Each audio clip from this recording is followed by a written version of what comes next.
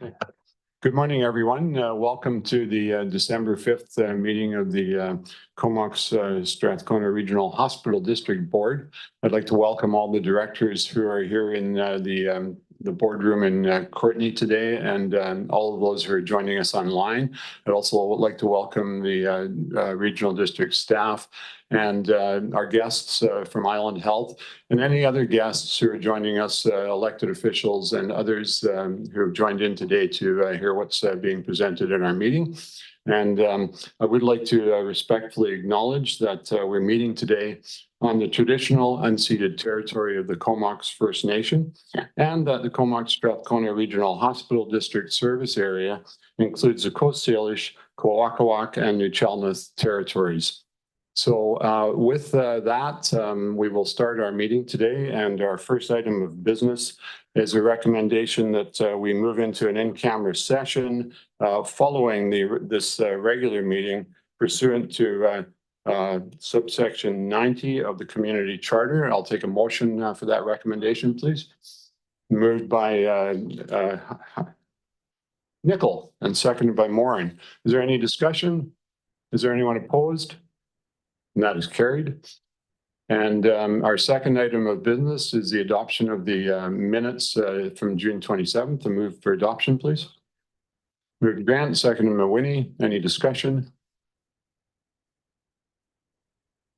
I'd just like to take this opportunity to thank Director Mawini, our Vice Chair, for capably managing that meeting in my absence. Thanks very much. And is anyone opposed to adoption? That is carried.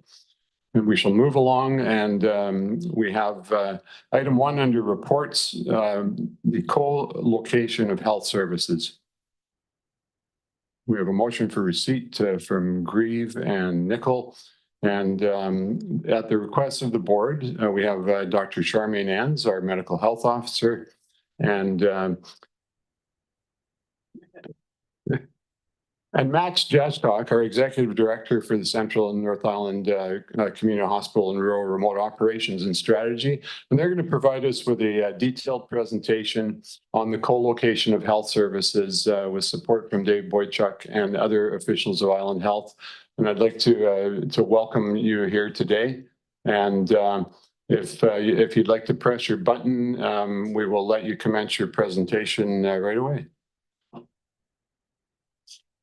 Thank you very much, Chair Hillian. Do we have the PowerPoint? Yeah, we're just working on it now. Okay. So while we wait for the PowerPoint, I just want to start off in a good way by acknowledging that we are gathered today on the land of the unceded and traditional territory of the Comox people, and that they are the traditional keepers of the land. And I also want to start off by thanking you as the board for inviting us to this conversation. And I really do hope it is a conversation. We do have a PowerPoint to help provide some foundation to hopefully spur some more questions and discussion afterwards. And in that regard, we have come as a team. And there's people in the gallery that will are content experts for many of the programs that we're going to mention. And so they will be able to provide more detail and discussion around specific questions. I just wonder if you'd like to introduce your people before we start.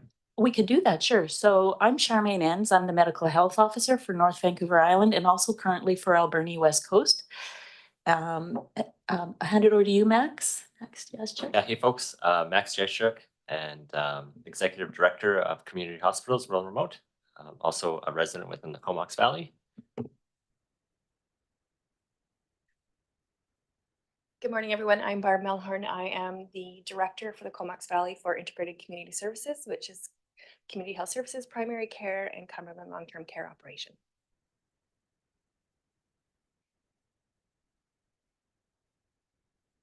Hi, everyone. I'm Lisa Murphy, and I'm the Director for Mental Health and Substance Use for Nanaimo and Oceanside, former Director for this area and standing in for Leslie Howie today. Thank you. And last but not least, we have Dave Boychuk. Oh, sorry. Hi, I'm Sabine Atchison, Manager of Acute Mental Health and Substance Use Services at Comox Valley Hospital and Campbell River Hospital. Charmaine, you can feel free to leave your mic on, and that will solve the problem of us continually having to turn you on and off. And we have Dave wanting to say something there. Sorry, I was just going to thank the board for your patience while we work through getting our presentation to you. And also just briefly introduce myself. I'm Dave Boychuk. I'm Executive Director of Capital Management for Island Health. Welcome, all of you. Thanks very much, and please carry on. I'm kind of at the mercy of the PowerPoint.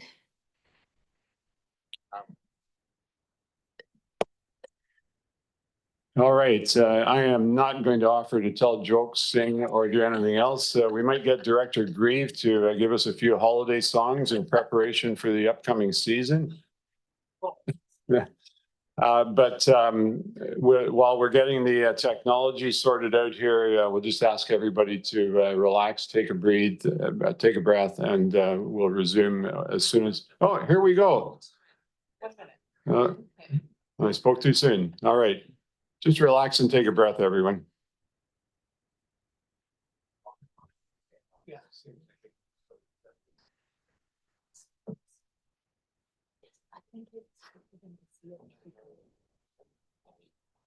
Oh, no, I'm good. Yeah, thanks. I'm just gonna go with my usual.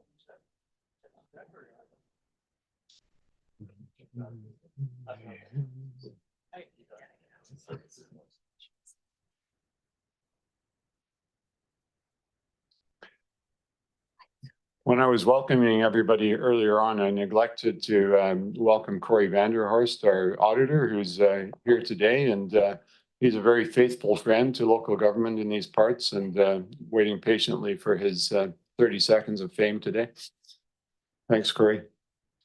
All right. Yep. We have the PowerPoint. Over to you, Dr. Enns. Yeah, thank you very much, and sorry about that delay. So we're here to talk today about a community health service hub, co-located health services in a single building. That's what we're here to talk about. We've done the acknowledgement. So an overview, just to refresh us, as Island Health as an organization, we are governed and regulated through accountabilities to the Minister of Health. We're governed by a board of directors. We're led by an executive team. But first and foremost, we have a purpose to serve the population of Vancouver Island and the people that live within our areas. Those accountabilities above are governed by or met through various roles and responsibilities that are outlined in select pieces of legislation, so that we have statutory responsibilities. And we have to meet the mandate of providing a continuum of health services to meet the needs of the population. So again, based on that, we feel very passionate about our accountability to the people we serve, as well as to those other structures of governance. The whole purpose of what we do is ideally to provide holistic care. As we all know, medicine has become far more specialized over time. The general provider, it's hard to find. One person doesn't wear all the hats anymore. So we have more specialized services where you have a large workforce. Island Health in 2023, 2024 had us a budget of $4.2 billion, over 31,000 staff. We're a large organization with a large mandate. I just want to put in context that while we have seen tremendous growth, we have throughout the organization, I just want to say that growth has also occurred right here in the Comox Valley in terms of our staffing. So for example, from January of 2022 till now, for every departure of a staff in community health services and primary care, we've hired 2. So 2 hires to 1 departure. As it relates to the Comox Valley Hospital, for every 4 departures, we have 5 hires. So we're hiring more than people are departing. So that growth is occurring right here in the Valley. So we have to provide holistic care. It's challenging to do it in this environment where we have decreased opportunities for space. We have challenges with, even though I just said we're a large workforce, we still have challenges of finding appropriately trained staff for appropriate functions, and people's lives are complex. So what is a community health hub? Just generally, it's there to serve the needs of a person through, again, that patient-centered care, but it also ends up meeting the needs of the community. So this is a principled approach through our legislative roles and responsibilities. What actually goes into a co-located health services location will be determined by the size of the footprint. The size of the building will determine what can be there, and the different types of programs. And this would be developed obviously with the hospital district, and it would be leased to Island Health. So you're critical partners in this. Hope you see us as critical partners. The Oceanside Health Centre, which was established in 2013, is an example of co-located services. That's been a very successful example and has many of the services that we're just going to discuss in the next few minutes. I'm going to hand this part over to Dave. This is his expertise. Thanks, Charmaine. Welcome, everyone. Thank you for having me here this morning. So just to speak a little bit about the capital management portfolio and our functions within the organization. So we are here, we are the tie to place, is like how I like to think about it. And just as Dr. Enns has suggested that as an organization, we've grown, so too has particularly our major capital program. So many of you know the last large acute builds here were here some time ago, all of them under the auspices of this board. We now have, of course, the new hospital in Cowichan coming online in a couple of years, but we also have 3 long-term care centers that are in development and several more very large scale builds. And then Cancer Center is one on the horizon. So we do have, just as Dr. Enns has related the growth here, we're seeing that growth across the organization. Our scope includes those big owned projects, both new developments and maintaining our existing facilities. We are frequently partnering with private providers in the private market for lease space. We have about 185 leased sites across the island. We sometimes engage in partnerships for space with other organizations like this one.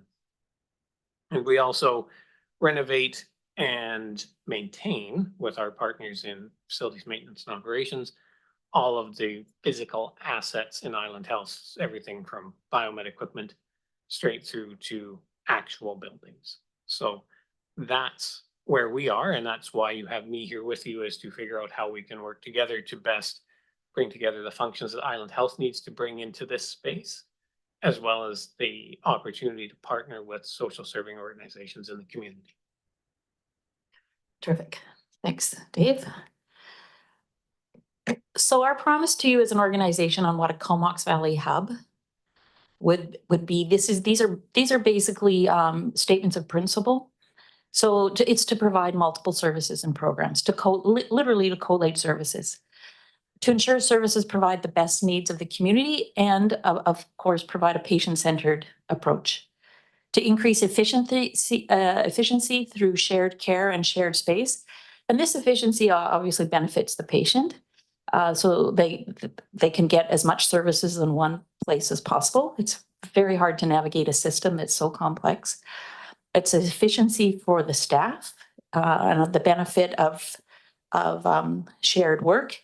And it's also efficiency in terms of resources and finances.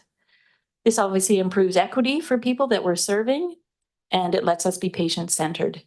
I want to be really clear here on this list of promises that we will not be incorporating an overdose prevention site in the Comox Valley Health Hub.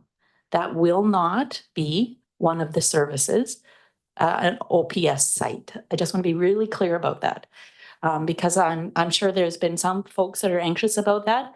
But I also want to be clear to state that from our perspective, the overdose prevention sites are providing a medical service. It's a health service for a health need, especially as it relates to a chronic disease. That said, we won't be providing that overdose prevention site in the health hub. I think I said it 4 times now, so I hope it's clear. Okay. Do you want to maybe just explain the rationale, just in case anybody's wondering? There is still a significant amount of stigma around the individuals who use overdose prevention sites. That is it. It makes me sad that I have to be that clear on what won't be in a health hub, but it is the reality. That doesn't negate that overdose prevention sites exist in communities. We understand that for the sake of the people who use the service as well, they don't necessarily want to be exposed to any unnecessary stigma or assumptions either. So, but it is important to know that individuals who do use our overdose prevention sites are entitled to that medical intervention through overdose prevention observation, but they also are people with lots of other health issues, just like all of us have.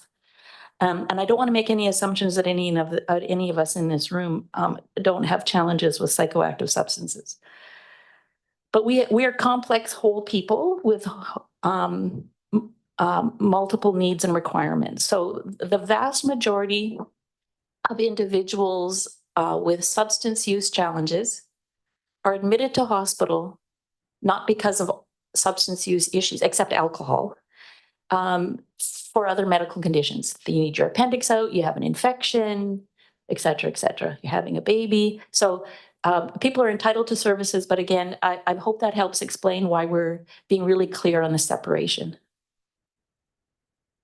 Okay, we can go to the next slide. Oh, that's me. I'm talking to myself. So what could be included? So here's some examples. And again, we are not at the place to be able to be really specific about what will be provided because we don't have a space. That determination of what could be located and how we can maximize those services being co-located depends completely on the footprint. So community health services, primary care, mental health and substance use, public health, lab and medical imaging, allied health professionals. These services delivered by Island Health are all included in the Oceanside example. The potential opportunities, of course, we really want to have an opportunity to provide space for our social service providers and to have shared meeting space and drop-ins for our community health partners. So I'm just going to quickly go through each of those big categories. I'm not going to go through the smaller bullets. They're there for your benefit to have an awareness of a flavor of the different types of services provided by the programs. These lists are not exhaustive. So community health services, this is where it's an in-home and community-based services to support individuals. So it's an outreach program, but it also requires the space to be able to have the program in the service. Primary care, and for an example, would be the Comox Valley Nursing Center. And primary care, as we know, is the entry point for most people into our healthcare system. And this is a really critical group of professionals for continuity of care and that holistic care. And mental health and substance use, we know the biggest health issue across the population, not only in BC and on the island, BC and across Canada, is mental health issues. I think, 90% of the population has reported anxiety. So there's a lot of mental health and substance use issues. This is part of who we are as individuals. This is our part of our health condition. This is a very critical service. So we would see this as an important co-located program. Public health, that's my area. I can tell you within our public health workforce in the Comox Valley, we're spread over 3 different sites. So it's really challenging with 3 different locations. We're all service providers trying to do a shared service through the public health workforce, and it gets very expensive and buildings start to age. Lab and medical imaging, allied health professionals, very important providers.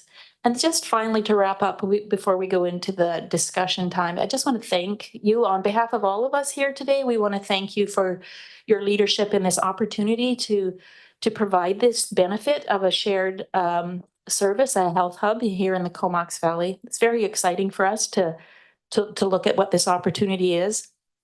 how the size of the facility will determine the services. So of course, we have huge hopes. The positive benefit of co-located services can't be overstated. Let's start with the person who's going to receive the service, how the community benefits, how the healthcare provider benefits, how it provides stability and continuity to what can be provided.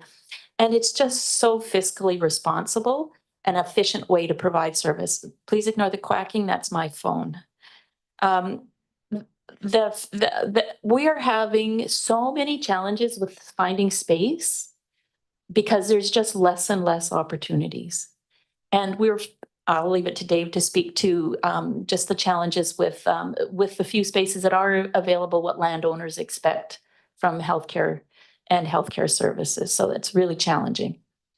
So yeah, so we're here to be able to answer and support the discussion on a health hub. And again, just really want to thank you for this opportunity, and would be very excited to hear from your perspective of possibilities on where a facility or a site could be located.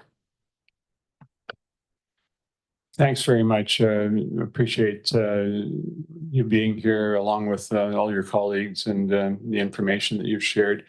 I will note that I moved to the Comox Valley 45 years ago, and there was one health unit down the block. It's still there, and it contained all of the non-hospital health services in the community. And as the community's grown and the services have grown, they've spread out, and you have leases all over the community now in different locations, and that creates challenges not only for you as providers, but for the people who are accessing those services, and thus the desire for a more efficient and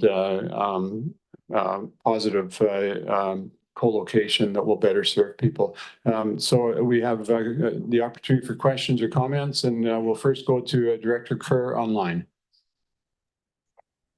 Thanks, Chair, and thanks, Dr. Enns, for the presentation. Really, really appreciate it.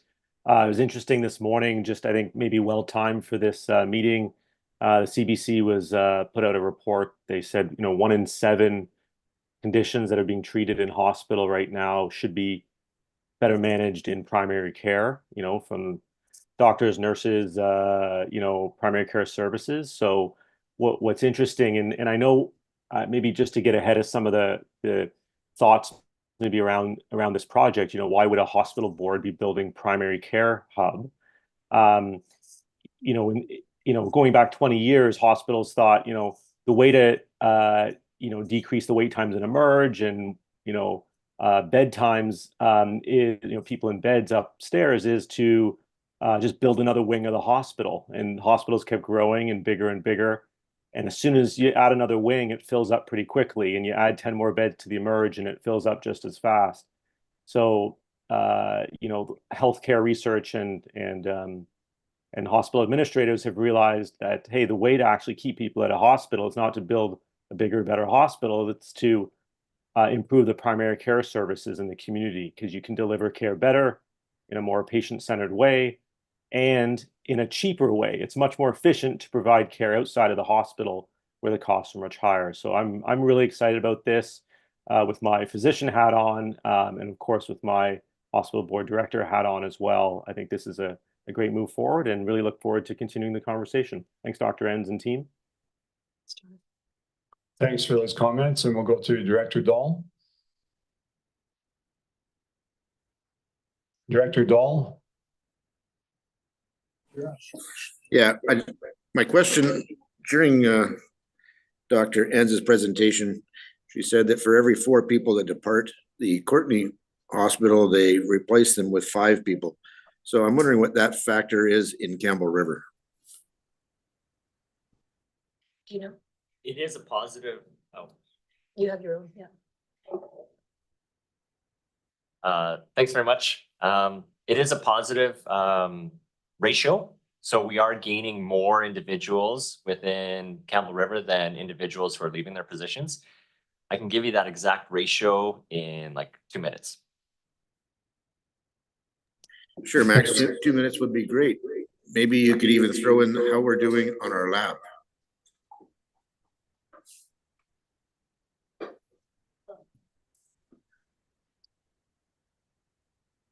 Yeah, no, thanks very much on the question around the lab.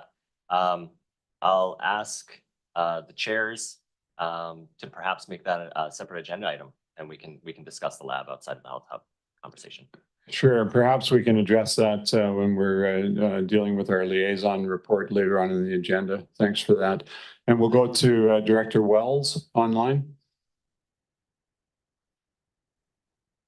Thank you, Chair. Yeah, my question really is kind of looking at getting a more I guess grounded, like what's the minimum size of lot versus the maximum size, and of course whether I'm assuming something that is empty, but you know, if there's buildings there, how much of a challenge that is.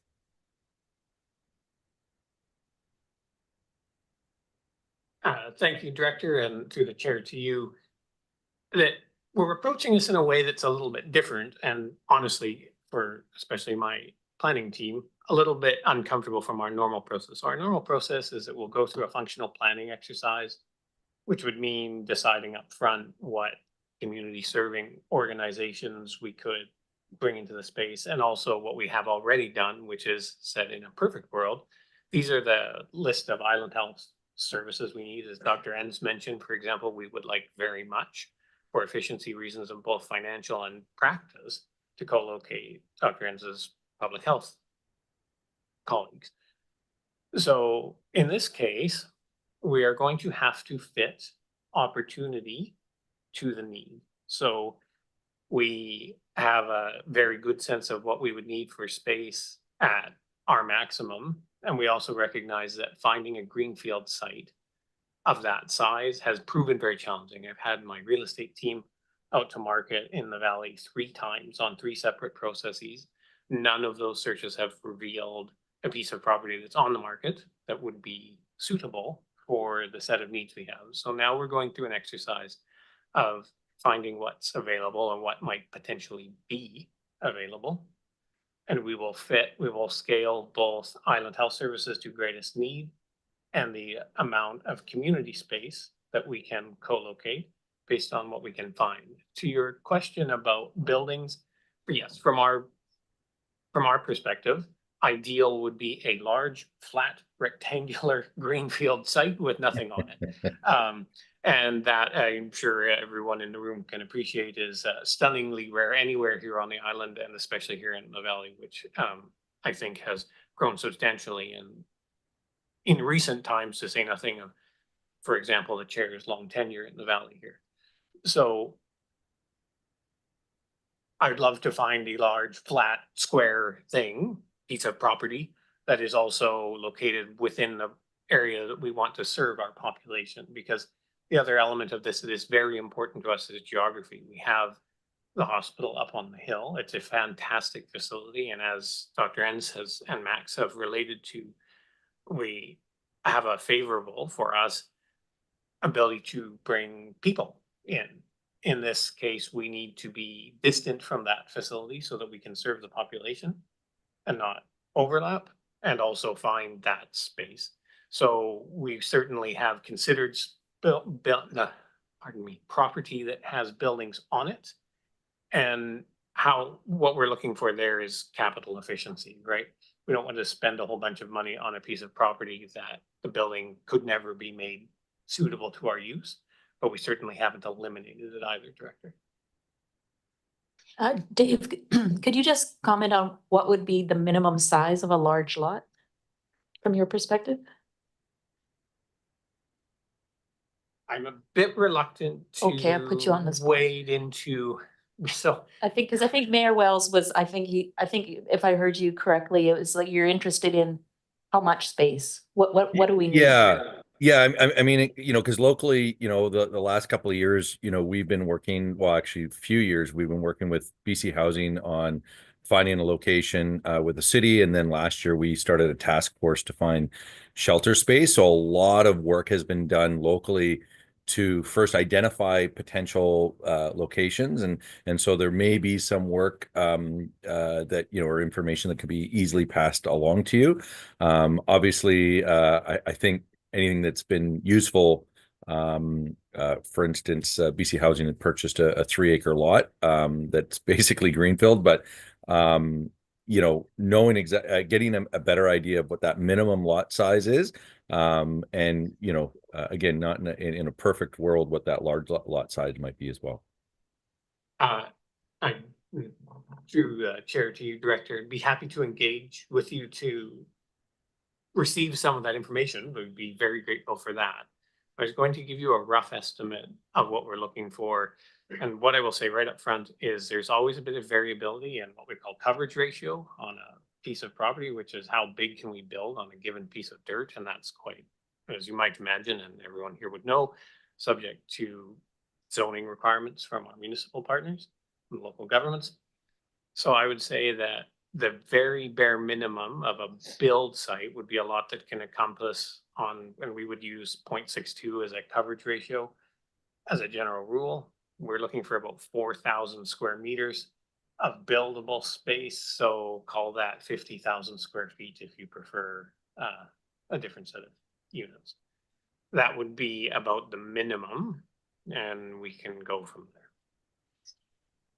Excellent. Thanks so much for that. And it's not to hold you to it. It's really just to get a sense of what we have, and I can talk with our city staff to pass along some of that information if it'll be useful. Thanks so much. My thanks, Director. Thanks, Director. And I would like to welcome Director Jack, who's just arrived. Welcome this morning. And we'll go to Director Morin. Great. Thank you, Chair. Thanks for the presentation. I guess obviously in an ideal world, we'd have a big enough space to put everything, but it sounds like if that's not possible, you would still maybe have some lease locations in addition to co-located. And I guess you probably already have in your minds what kind of the most, maybe dire is too strong of a word, but the higher priority services in terms of, well, maybe you can't say that because you have leases out there. I guess I'm just curious, what services are kind of at the top of your list in terms of co-locating? I know you've given us a broad list.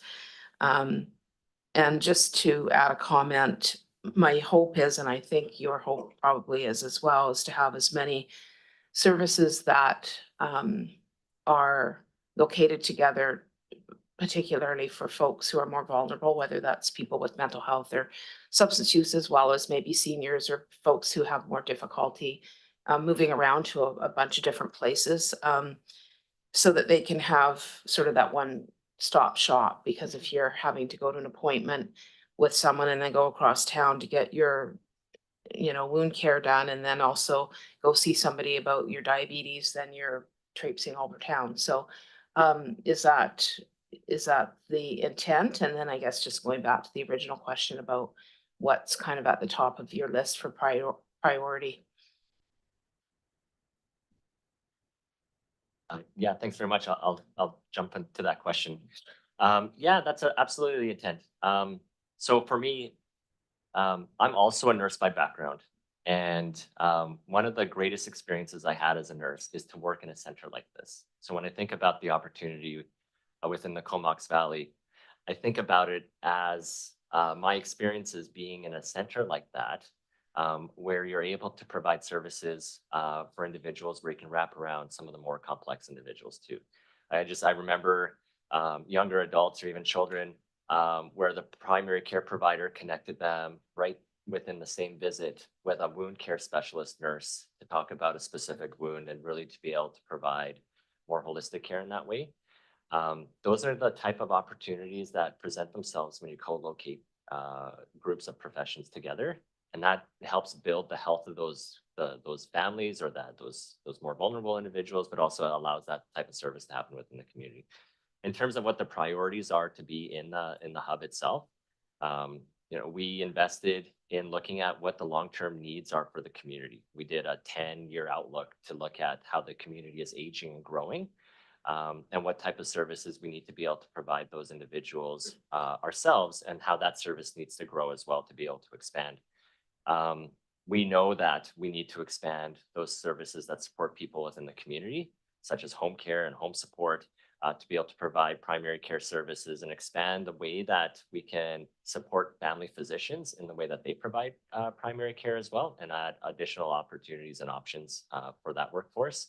And then to be able to grow and expand our services through allied health and counseling to be able to support individuals in the community. When we look at the growth projections, and this is really important for this group to understand, why this investment is so vital for the health of the community long term. The percentage of people in our hospitals within the inpatient areas, the high percentage of those individuals are seniors. So the individuals who are in the actual hospital itself are seniors. There's other people too, but that's a group that we're serving the most. We know that population of seniors over 85 years of age is going to triple in Canada in the next 13 years or so. And it's going to close to triple within our community. We're not going to triple our hospital capacity for those that we serve. When we think about individuals 65 plus over the next 10 years, that population is going to double. So when you think about our hospitals are primarily serving individuals of that age group, we're not going to double our hospital capacity to be able to serve. We need to be able to look at innovative models and to be able to aggressively expand the way that we serve people within their homes and within their communities. This component is part of many, many components and levers that we're building out and continuing to expand on. But it's absolutely vital. It's just one of those pieces. So when we think about what we need to do to sustain the hospital service over the next 10, 15 years, it's this type of work that we need to do.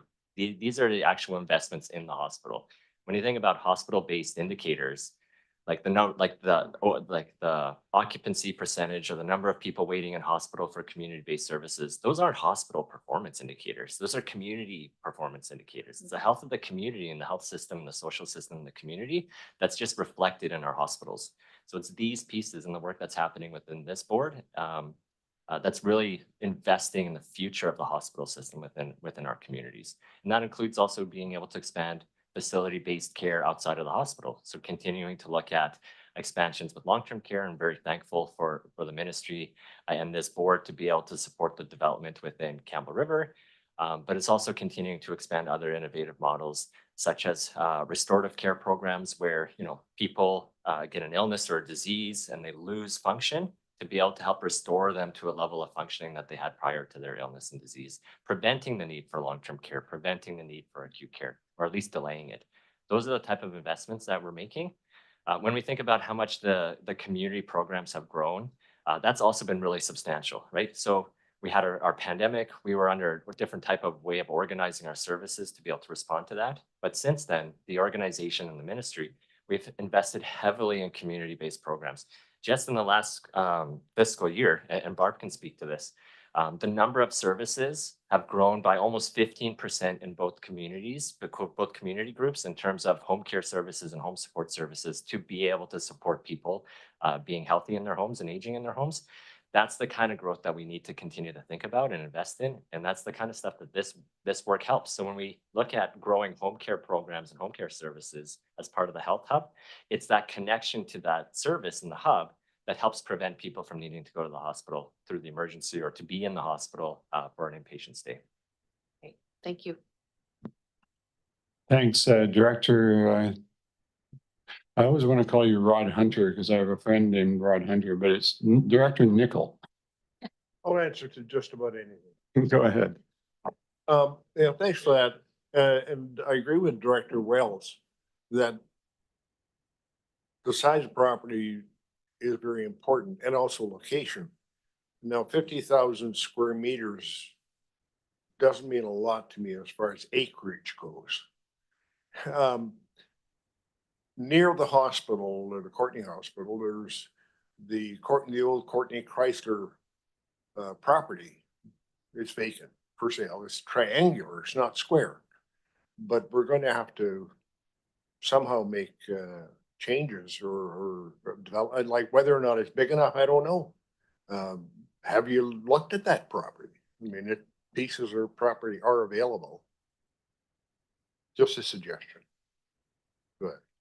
No, I appreciate the suggestion, Director. Just for your information, we did certainly look at that particular piece of space. You've identified two of the crucial issues that confront us with that space correctly. One of which is overall size, and the way it's distributed is quite challenging from a build perspective for us.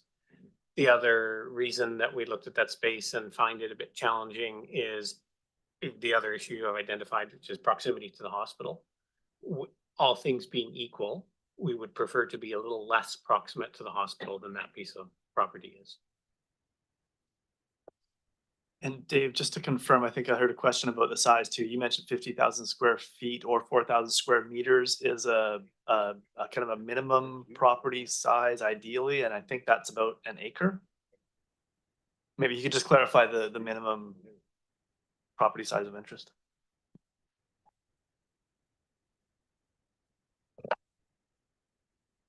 Go ahead, Dave. Sorry. And thank you, Chair. So to CAO Warren's point, when I speak of that sort of 4,000 square meters we'd like to build, that's what we'd like to build in terms of space as a minimum.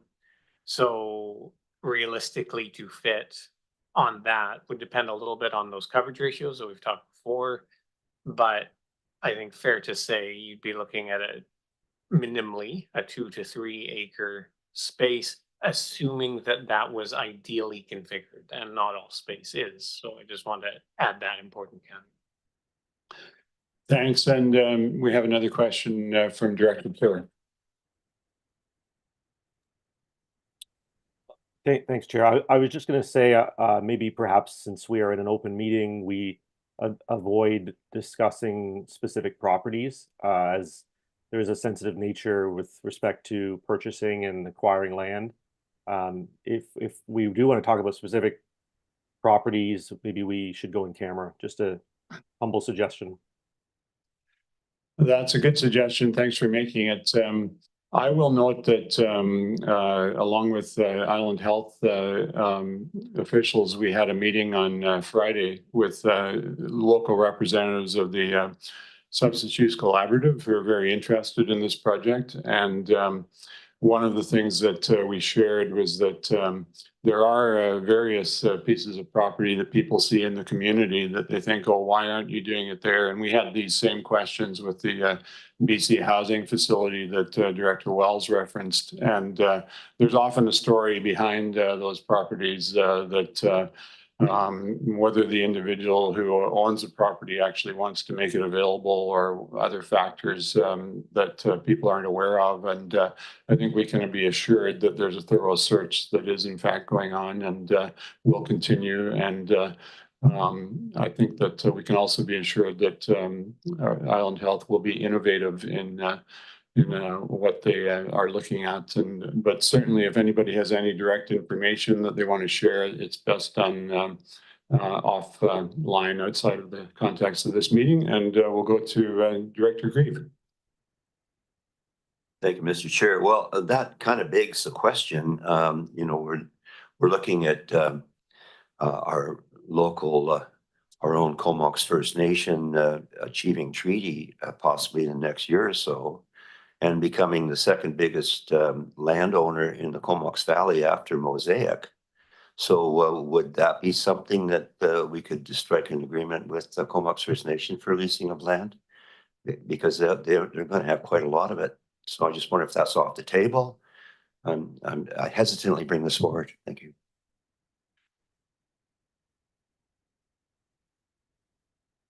Thank you, Director, and to the Chair to you. I'm going to second what Dr. Kerr has said and the Board Chair, that specific property would be best in our in-camera session. And I will say that that's what your suggestion, Director, is in no way off the table. It is always important to Island Health as an organization to engage with our Indigenous partners. That's certainly something that has been in the mix of our consideration and continues to be. So I would like to hold any further comments on that to our in-camera, if I might. Thanks. And we'll go to Director Davis. Thank you, Chair. Just a couple of considerations. One is it planned to be a one-story building or two-story building? And then the other, I just want to ensure assurance that it's taken into account that it's not located too low down within a flood or tsunami zone. Thanks.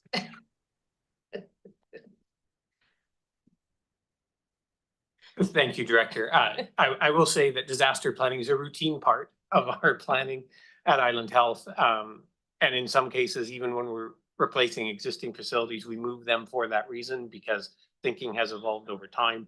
We would certainly not ever locate something in a floodplain or where it would otherwise be at risk. That's a routine part of our planning, and please assume that we will do an excellent job of that, as the team always does. As to elevations of the building, until we have a site identified, Director, with apologies and the greatest respect, too early to talk about whether it would be 1 floor or 3. And always part of that in our design process is understanding the neighborhoods we're in, what local zoning requires of us, and how it is we fit on that coverage ratio that I've made mention of as we look at this a couple of times. Thank you. And Director Morin. Thanks, Chair.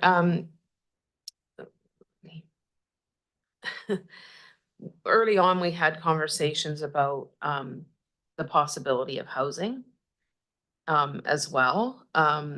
And I think we were told, you know, that so far, and this was said by, you know, one of the ministers or ministry staff, that, you know, housing and health hasn't really gotten married yet, but but maybe that's still to come. And so I guess I'm wondering if the element of housing, if you have the right location, you could go up, whether that would be something that could be considered, because what we did hear at UBCM from some of our ministers' meetings is that those discussions are starting to take place around trying to combine housing with health. I think there are some logical housing configurations that, you know, that could work with a health hub. So I'm just curious whether that's on the table at all. So I will say for Island Health, we are tiptoeing in some respects along with our partners, the province, into housing. That's a fraught discussion, to be frank. Ultimately, spending healthcare dollars in the housing sector can be quite challenging, because we have a mission to be focused on, and we also recognize that housing feeds into that mission. In this case, as some of the board may be aware, there is a BC Housing Initiative going on here in the Valley. We are tied into that process, and I would suggest that's the best avenue to examine Island Health's involvement with housing. Okay, thank you. All right, I think we'll bring this to a conclusion and move on with the rest of our agenda, but I'll give our Island Health colleagues an opportunity for some final comments. Yeah, just circling back to Director Dahl and his question around the hiring ratio versus departure ratio for Campbell River overall. So it's actually quite positive. Some of you have heard me speak to the recruitment campaigns that we have underway for Campbell River. We have a lot of individuals that we need to bring into the community to be able to sustain the long-term care center when it's opened, and a higher rate of vacancy at the hospital itself. So the ratios are actually quite favorable because of our recruitment campaigns. For the community at large, our ratio of hiring people versus departure is close to 2 individuals hired for every 1 person that's leaving.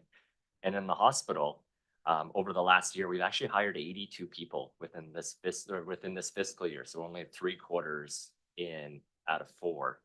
And that's more than double the fiscal years before. So our actual replacement ratio within the hospital is closer to 3 to 1. So there's some really positive work happening out of Campbell River, but in the hospital too. And half of those are nurses. So we're hiring more nurses into that hospital and continuing to build our service out of that hospital. When it comes to the lab, just on the hiring ratios, our number is still in the positive, but it's not the same. So we're looking at a higher to leave ratio of just over like 1.1, 1.5. And we can speak to the lab a little bit as the next agenda item.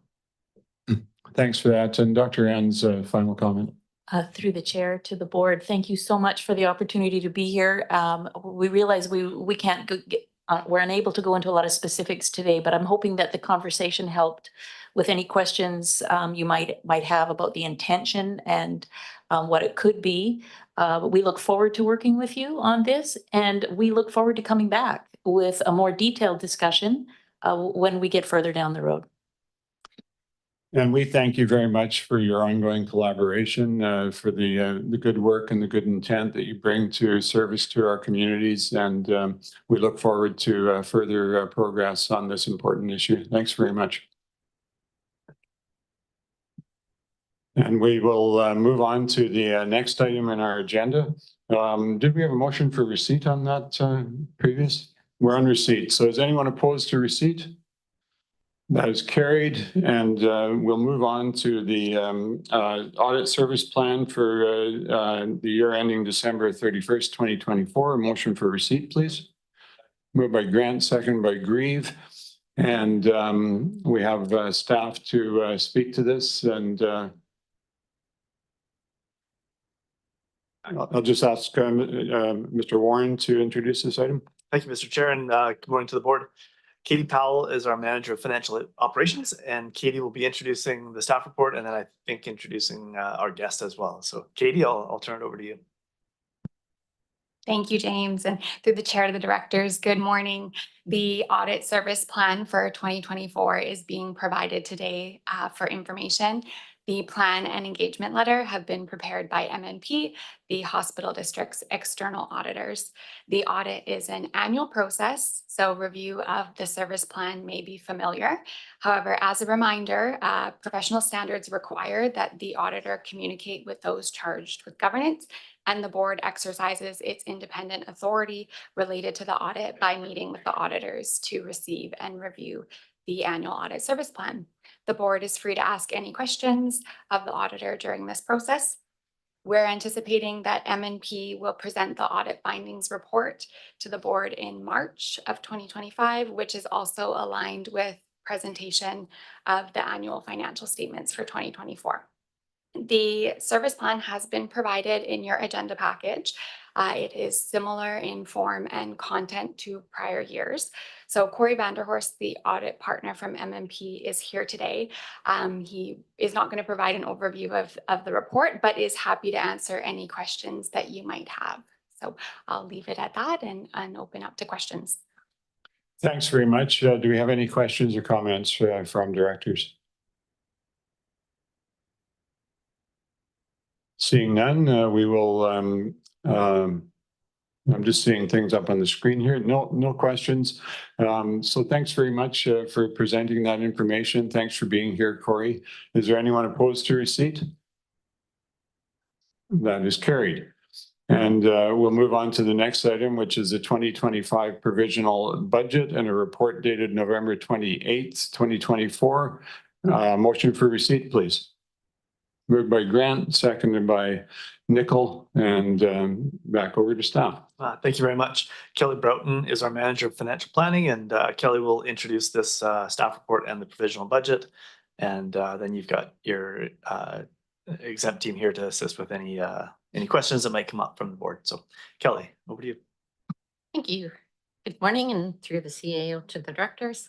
Staff are here to present the 2025 provisional budget to the board for consideration. The preparation of the hospital district's budget is guided by the board endorsed financial policy. And as prescribed by the Hospital District Act, regional hospital districts must prepare and adopt a provisional budget prior to the end of December of the current year. In February of 2025, the board will be presented with a recommended budget. That budget will incorporate the 2024 surplus and capital carryforwards, the Island Health identified capital projects and equipment, as well as any changes or recommendations from today. The 2025 budget must be adopted by the board by the end of March of 2025. The status of the current Priorities identified during the board's strategic planning are the long-term care facility. The design work was started in 2024 and will continue into 2025. The provisional budget does not include any additional or new funding for this project beyond the $2,074,200 approved in 2024. Island Health will be providing an update to the project next steps. And once we have received that update, staff will incorporate that into the recommended budget or bring forward a budget amendment as needed. Included in the budget is $120,000 for up to 12 named facility global grants of $10,000 each. As of this point, only 6 facilities are considered named, and during 2024, $60,000 was released to the named facilities. Staff continue discussions with the province to increase the named facilities. This budget does not include any funds for the Community Health Hub. However, staff are continuing the discussions with Island Health, and any project updates along with any potential funding requests from Island Health will be brought back to the board for consideration in the future.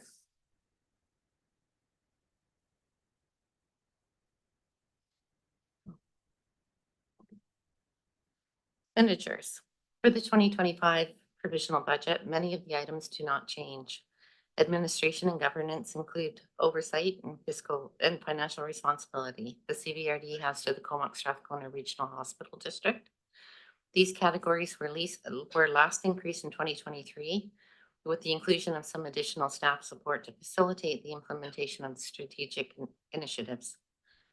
Professional fees and others include $20,000 for strategic planning, $15,000 for study and liaison work, and $5,500 for audit fees. Unconditional grants remaining at $120,000 for up to 12 named facilities at $10,000 each. $1,850,000 for the 2025 Island Health identified capital projects and equipment up to $1.5 million. And transfers from the reserve for the existing Island Health projects and capital equipment under $1.5 million, and the long-term care facilities will be completed in the actual carry forwards for the transfers from reserve for the Island Health projects and capital equipment under 1.5 million, and the long-term care facility will be completed during the year-end reconciliation process. Long-term debt remains unchanged from 2024 as no new debt has been planned. Revenue and funding. The grants in lieu and requisition amounts remain unchanged from previous years. Grants in lieu are forwarded to the municipalities for the federal buildings located in their specific areas. The requisition is based on the 2024 assessed values, which remains unchanged at the proposed residential rate of 26 cents per $1,000.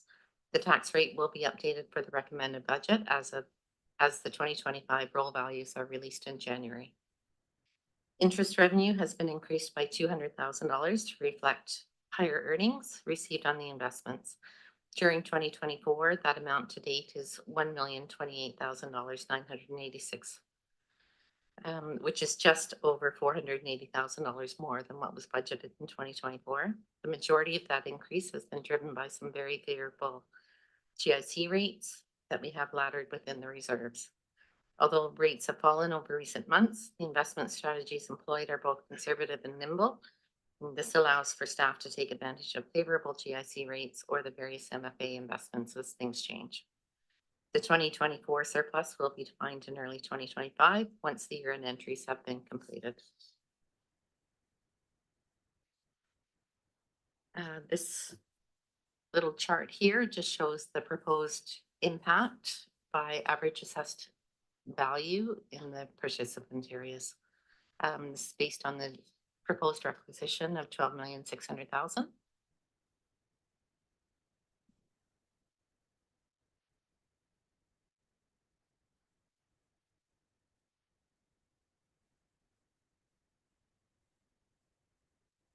And you can make this available to anyone afterwards if they need it. Thanks.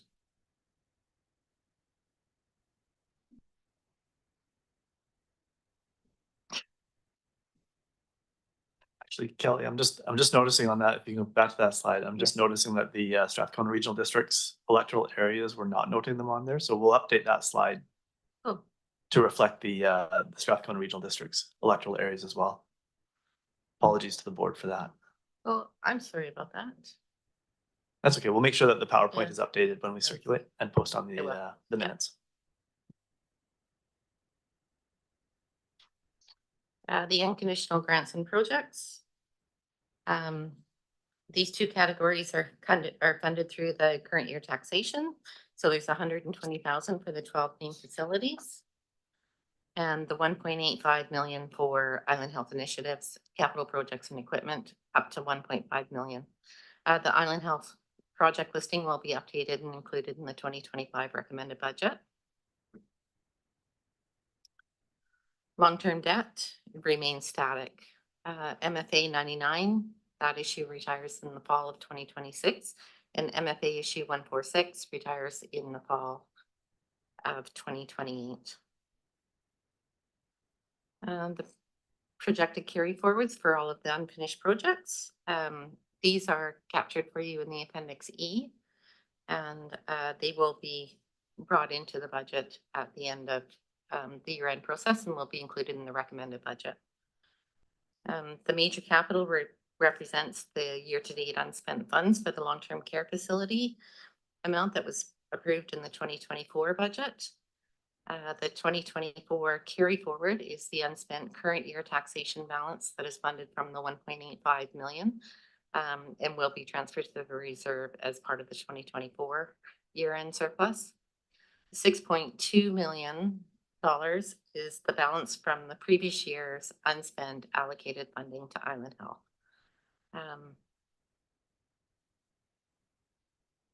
The reserves. So included in the opening balance for the 2025 year, there's an unallocated amount of $25 million, just over $25 million.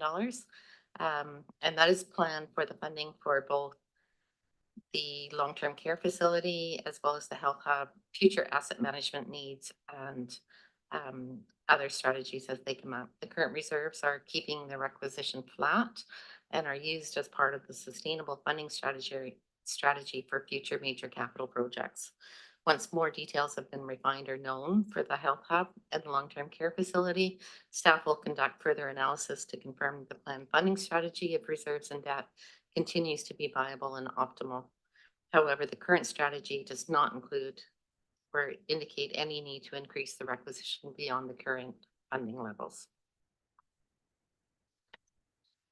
Thank you. These are just your options or recommendations that we can have. You can either approve the budget as presented or offer the recommendations or the changes that you'd like to see in the recommended budget. And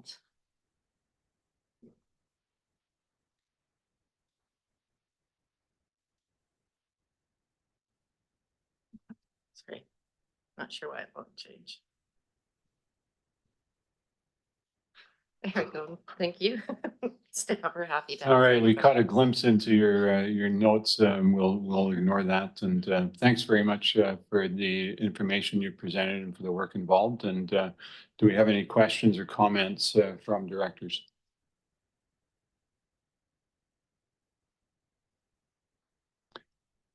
Director Turian. Hi, yeah, thank you for that. I'm just wondering, what is have we got a projected budget for the long-term care facility?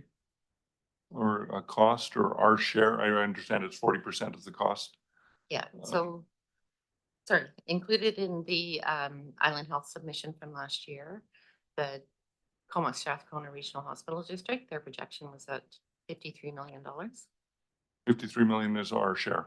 The 40% share. Okay, so then we're going to be, our reserves obviously aren't that much, so then there's going to be a borrowing to fund that. There will be some borrowing to fund it, but we also have the just about 10 million, just over $10 million in debt funding that's going to be retired by 2028. So we will be able to divert that. Okay, so is there an overlap though? Will the funds we need for the long care facility be needed before that $10 million in, or that the other debt is retired in 2028? There will be some overlap and staff will be bringing a loan authorization bylaw for the long-term borrowing. And in the meantime, we would utilize the interim 5-year. So I guess my question then is how are we planning for that overlap? Because there's not a lot of difference between the $10.7 million that we're paying every year for the big loan and the $12.7 million that we're requisition. So there are, I believe, 2 years or 3 years that we have planned to use reserves to cover the debt servicing. And then we will be diverting all of that, the current Okay. debt servicing into the loan. I see. Okay. Yep. Thank you. Thanks for those questions. Any further questions or comments? Director McCollum. Yeah, just a question on the projected interest revenue. I mean, looking at $35 million in reserves, it's a pretty significant amount of money that we're managing through our investment policy. I noticed that it is adjusted up based on last year's budgeted amount, but it's still less than what our actuals were. Are we truly expecting that to go down, or is that conservative? Because it is a fairly low rate of return. It's both, but it is balanced towards the conservatism. Some of our GICs are set to expire next year, towards the end of next year, and interest rates are declining. So we're expecting that we're not going to get the same rates as what we have now. So that 35 million, is it mostly then in short-term GICs? Because I would have assumed that we were having GICs expiring that were based on previously low interest rates from before the peak, but we're expecting to get a lower rate than what we're currently. Yeah, for some of them, we have various different GICs within the reserve so they've been laddered at different terms and different rates. When we purchased them, we tried to go as long as we could for most of them, but still keeping in mind that we needed the cash for cash flow for the major capital projects that were proposed at the time. Okay, thanks. Thanks for that. Seeing no further questions, we will vote on receipt with thanks to staff for the presentation. Is there anyone opposed to receipt? That is carried. And we will move on in our agenda to the Island Health Liaison. Oh, sorry, there is a recommendation. My apologies, that the 2025 provincial budget be adopted as presented. Moved by Grant, seconded by Morin. Further discussion? Anyone opposed? That is carried. And we will now move on to item number 4 on our agenda, the Island Health Liaison meeting update. We have a report dated November 28th. A motion for receipt, please. Moved Grant, second McCollum. Questions or comments? And I do believe that we indicated we would like to have Max comment on the lab issue in the context of this report. And I wonder if I'll hand it over to Mr. Warren just prior to that. Yeah, thanks, Mr. Chair. And yeah, Max, if you can touch on the lab issue as noted. I did just want to bring to the board's attention, this liaison report is a regular feature on your agendas, and it's a result of your chair and your vice chair being able to meet with the Island Health Executive to discuss different matters that are either referred to that group or that come up in community and are worthy of good discussion. And I think there's a lot of value in the two parties coming together in that format. And so we're trying to report out in fairly brief format the topics that are covered and any sort of themes that are arising. And also value Island Health's attendance here to be able to elaborate further on some of these matters, some of the expertise. So happy to touch on any of the other components in this liaison report, but maybe at this point, I'll just turn that over to Max to touch on the lab. Max. Yeah, thanks very much. So when we when we look at the health system, and we see the type of professionals that we need to be able to ensure a fully functioning health system, it's more than just doctors and nurses. We have a lot of allied health professionals and other professionals that support being able to provide holistic care.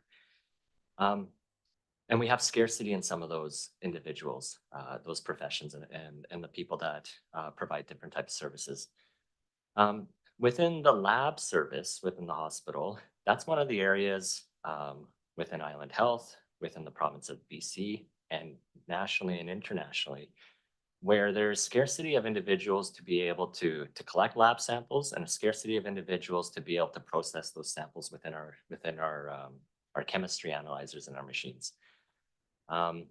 We have been working diligently to continue to shape and shift and change the way that we are able to provide lab services for the population. But we come up with we sometimes are challenged with individuals, like groups of individuals leaving for other communities or retiring out of their current roles, and a need for us to be able to shift and change and adapt. We have, and as a result of that, as a health system provider, we have been inconsistent in our ability to be able to provide like outpatient lab service within the Campbell River Hospital. So that's where you can go and get your labs done. By having to close early or having to open a little bit later. And I know that that's really disruptive for the community. We have made multiple different changes to be able to be more consistent with the lab service overall. We've added more opportunities for people to book online and pre-book, and have added different type of services to the lab itself. And we are continuing to grow that service and that team and trying to be able to offer services in a different way. We also are investing in other providers to be able to provide some lab services within the hospital setting as well. So within our emergency departments across the organization, we have more devices within our settings that nurses use. They're called point of care testing devices for more reliable lab service. And we're also looking at different type of techniques to be able to support that lab collection and lab processing.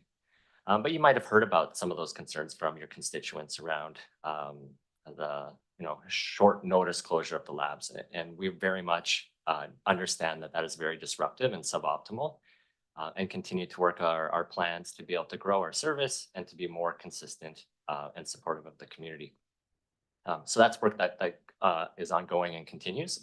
Where the lab services are today within Campbell River and Comox Valley and other places north of the island is we're in a state of stability. So we have been able to develop different ways to be able to provide services and different avenues to be able to find the workforce to be able to stabilize the lab service. And that's where we are right now. When we look at projecting our lab capacity and the services that we need to provide over the long term, we know that just like the aging and growing population that I described, there's going to be a need for growth in lab service as well to be able to serve the community. And we're working on that with the province. So our lab leadership is working with the province and on a provincial steering committee and task force to be able to look at other avenues, to be able to look at new technology and service providers and to be able to grow that workforce within the lab. But for when it comes to where we're at within Campbell River, Strathcona, Comox Valley, we're quite fortunate. We have a workforce that's relatively stable and we're building out our lab service overall. In Comox Valley, we went from closed labs to labs that are now open within Cumberland and within downtown Courtenay and within the hospital. And in Campbell River, we're stabilizing our service hours, and we're going to look to be able to grow that with all these other various mechanisms that we're in. Thanks for that, Max. I wonder if you want to comment on your recent meeting with the Citizens for Quality Healthcare group, who've obviously the lab's been a major issue for them over the years, but you're meeting with them on a semi-annual basis now, I believe. Yeah, that's right. Within the publicly funded health system, there is a specific need for community advocacy. And groups like the Citizens Group and Lois and her team to be able to ask questions of the health system. And we very much welcome those questions and want to be able to provide space and capacity for those questions to come in. The stories that that group has shared with us are really impactful, not just in terms of the lab service, but just in terms of people approach them and let them know about their experiences within the health system. And it's another avenue for us to hear about what those experiences have been like for those that we serve, and for us to be able to see what we can do to improve upon the way that we're providing services so that we can make those experiences better in the future. So we do have quarterly meetings or biannual meetings set with that group. And we talk about the issues and the opportunities that they bring forward, and very much value our opportunity to be able to continue to work with them. Thanks very much. The other comment I'll make on the liaison meeting update, you may have noticed that we're planning to write to our new Minister of Health to ask for further review of the issue of the funding of our rural and remote clinics. We think that with a new minister and a new government, we'd like to bring that to the top of their list of things for consideration, and perhaps benefit from some fresh eyes on that particular issue that remains unresolved for us at this stage. Any other questions or comments, Director Grieve? Thank you, Mr. Chair. Speaking to that, that was a resolution that came forward to UBCM this year. And I think we should also follow up through UBCM to make sure that it is an issue that's raised at their advocacy days in February. I don't think we have a member of UBCM from either of our regional districts right now. So we have to advocate from our end, I guess. We don't have any representation there. So, but I do think that's really important because it's a very effective time of year when you get to meet with the ministers one-on-one, and you're appointed by UBCM executive to take up speaking notes with you and advocate. And this should be one of the primary ones I think they should proceed with. Thank you. Thanks for that, Director. And once we've dispensed with receipts, if you want to move that that we request the staff communicate with UBCM on this issue, you can certainly do that. Further questions or comments on the Island Health Liaison meeting update? Seeing none, is anyone opposed to receipt? That's carried. Thanks very much, Max. And did you want to make that motion, Director Grieve? Would it be more appropriate to receive the resolution status report first and then do our new business? Or we do right now? It's arising in the context of this discussion. Okay, so then I would make a motion that we this board contact UBCM to request that this be one of the subjects raised during their advocacy days with the provincial government in February. Thank you. Seconded by Director Mawhinney.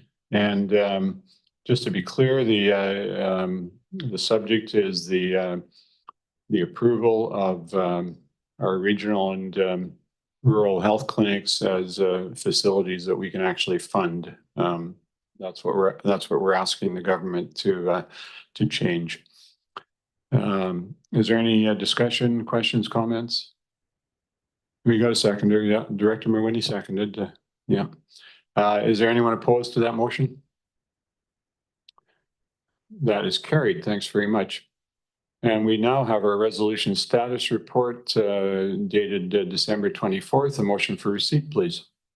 Moved Grant, seconded Mawhinney. Questions or comments? Anyone opposed? That is carried. And I believe we are now going to move into our in-camera session. Would directors like a short break before we do that? I'm seeing nods. We'll reconvene in 10 minutes at 11 o'clock. Thank you.